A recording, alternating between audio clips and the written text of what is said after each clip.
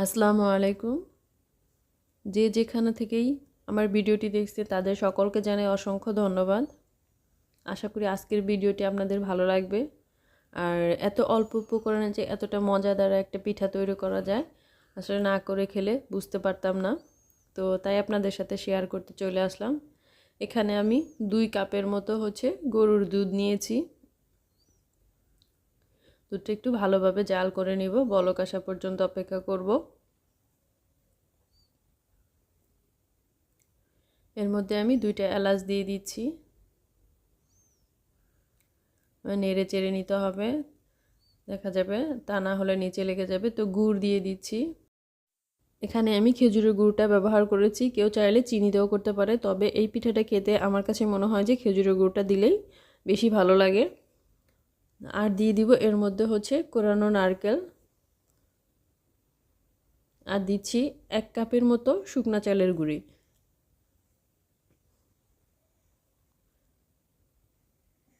একটু ভালোভাবে নেড়ে চেড়ে নিচ্ছি যাতে দানা পেকে না যায়।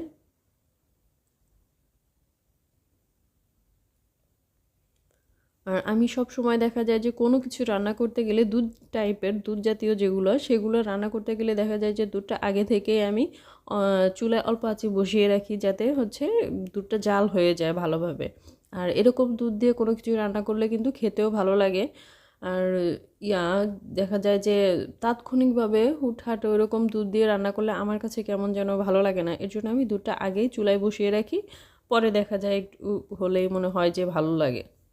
তো হয়ে গিয়েছে, এরকম ডোটা কিন্তু পারফেক্ট হয়েছে। তো এখন আমি এটা চুলা থেকে নামিয়ে নিব। তো নামিয়ে তারপরে হাত দিয়ে ভালোভাবে মথে নিয়েছি। এর মধ্যে কিন্তু কোনো দানা দানা ভাব নেই। তো এরকম একটু একটু করে নিয়ে তারপরে পিঠাগুলো বানিয়ে নেব। আর হাতে যদি লেগে যায় তাহলে কিন্তু ঘি বা তেল যেটা হাতে যেটা যার যে হাতের সামনে যেটা থাকে সেটা নিয়েই কিন্তু হাতে মাখিয়ে পিঠাগুলো বানিয়ে নিতে পারবেন।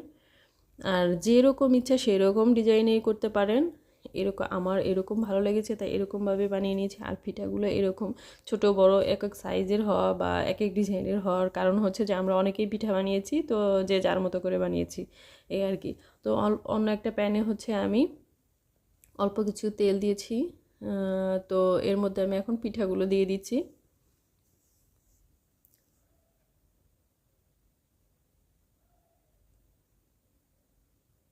নেড়ে চেড়ে আস্তে আস্তে ভেজে নিচ্ছি।